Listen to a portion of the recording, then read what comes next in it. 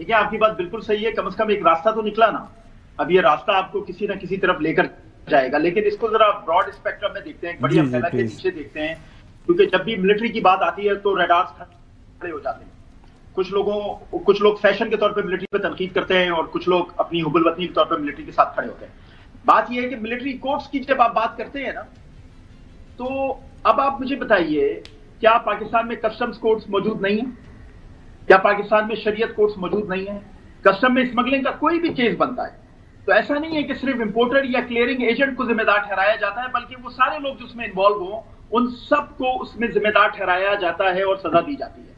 تو کیا ملٹری کا پھر یہ اختیار نہیں ہے؟ جب کسٹم کورٹس ہیں جس پہ کوئی اعتراض نہیں ہوتا، شریعت کورٹس ہیں جس پہ کوئی اعتراض نہیں ہوتا، تو ملٹری کورٹس میں کیوں اعتراض ہوتا ہے؟ ملٹری کورٹ جو سے آرٹیکل 8 کی بات کی ہے حسن بھائی نے، کہ وہ اگر کسی بھی ایسی اسٹیٹ پراپرٹی پر حملہ ہوتا ہے جس کا فوج سے تعلق ہے تو اس کا کیس بھی ملٹری کورٹس میں چلے گا.